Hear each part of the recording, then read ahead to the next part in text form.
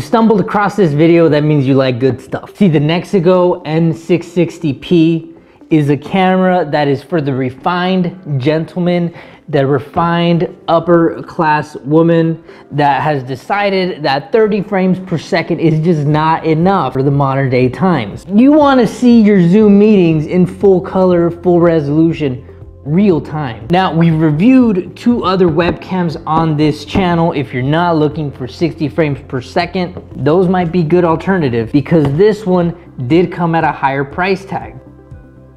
I had to check what that price was, and it looks like it's actually not that much. Maybe about $10 more, coming at a retail price at about $70. It's really not bad for a 60 frames per second webcam. But the big differentiating factor is really gonna be whether you can notice that it's 60 frames or if it pretty much just looks the same as all the other ones. Now, a few of the features that it's gonna have, your autofocus, dual stereo mics, that's pretty cool. It's plug and play, most of them are. And full HD 1080p. Most of the places where you're gonna record video actually max out at about 720. 1080 if you're really buying the premium service, even like Zoom. So we'll see what we can really get out of it. Now, one of the drawbacks is it's only 90 degrees, which means that it's gonna be a lot more zoom than you're not gonna get the wide angle experience. Again, if you're looking for something with a more of a wide angle, go check out the Ange tube that I did not too long ago. Let's open it up. Now, if you want to see how the video looks, go ahead and skip forward in the video to the part where I actually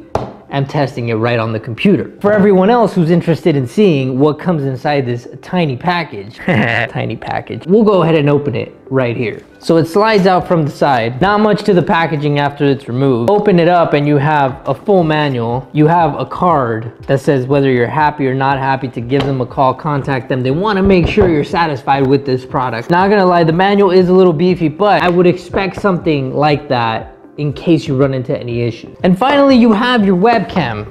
This is the first time on the channel. This is what we do with the boxes. And whoop. Back to the camera, I will give them some extra points just for the design, because what I've noticed is that most of the cameras don't have much of a design to them.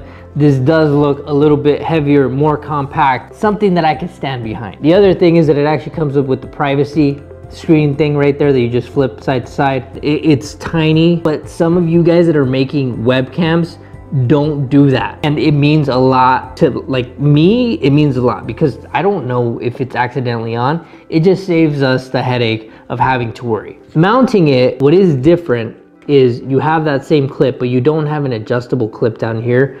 I'm guessing you never really needed it to begin with because I have never used it myself, so they have a little bit of a deviated design from everybody else. Nothing crazy, nothing major. Looks like there's a capacitor built into the computer part where you connect it to the computer, the USB. Protects it in case of like an electrical surge or something. Really nice touch, I mean, for that price point.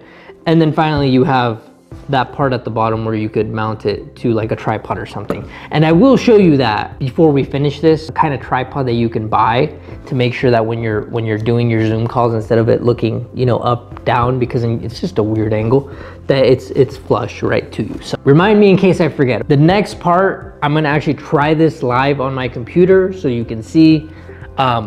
In my office, I do have a little bit of low light settings, so you'll be able to get like a true view of what it'll look like if you don't have the best lighting. But just remember, we're going for the 60 frames per second.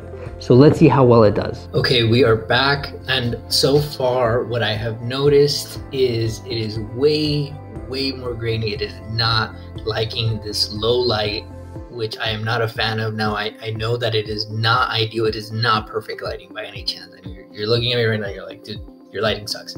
I get that. I could bring a ring light in here and I could make it look better, but ultimately I judge the camera based on how it's gonna look like in low light, and the grain that I can see in it and the fuzziness is just not impressive. The other thing that I'm running into, which I knew this was kind of be a problem, is that the amount of area that I have is only 90 degrees. So I'm really maxed out. And I don't have the camera that close to me, but it seems like I do. Now I don't know how the audio is gonna sound because this is my first go around. I'm speaking normal. If I was in a Zoom meeting right now, if I was doing something virtually, this is how I would talk. I would not be screaming. So we will see the audio afterward and see if it's any good or not. You guys will have to be the judge of it. I'll play it before I go back into the office, but obviously I won't really know much of how it's going to sound. So yeah, so far the camera, it seems great. It looks like it's maybe doing 60 frames per second. It looks like it's a lot better than the other ones, but see, look, I can still see some of that delay and that lag, and you know, my hand is not moving that fast per se, but you can still see a little bit. So far it's not that impressive, but for the price, I would still say that this is a very, very good webcam. I don't know if you're gonna be able to see the 60 frames per second that much. It looks like it has an autofocus feature, which is really nice, because on the other ones that I have, look, I actually have one right here, which is the Ange Tube one.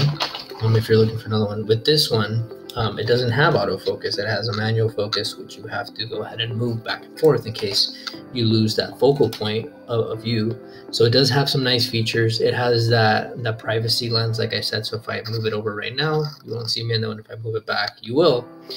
For anybody who's like worried about their camera staying on or anything like that, which is, again, it just has some nice features. For the 60 frames per second, I don't really see it as a big selling point because I'm not seeing it. Maybe we might have to invest like in a 4K camera with the 60 frames per second to see if we do see that. But other than that, still a solid camera, still a solid buy. You can't go wrong for an extra $5 to have something that has that privacy lens, and then also has the autofocus feature, the dual mics.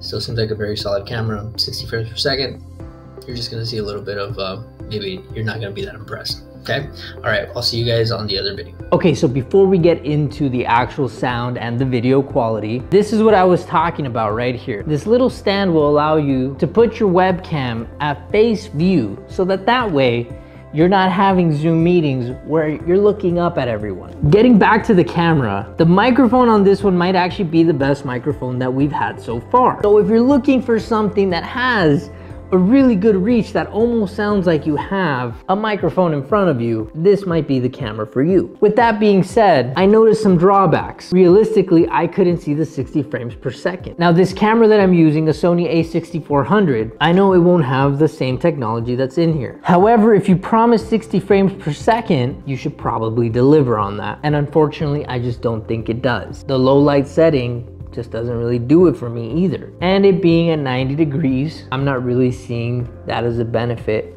for me. Now, with all that being said, is this camera a good buy? I would still say that it is. All right, if you guys found this video informative, funny, entertaining, whatever you think it was, go ahead and smash that like button for me. It helps me tell YouTube this is a semi-good video. And also, if you're looking for other camera alternatives, as I said, I've done 2 other ones so far. I'm gonna keep buying more to see which one is truly the best one. And if you guys wanna see other videos on speakers, headphones, or any other electronics, go ahead and check out the channel and subscribe to it. And we test out products to make sure they actually work and they're not just all hype. All right, and with that, I'm gonna say thank you for watching, and until next time.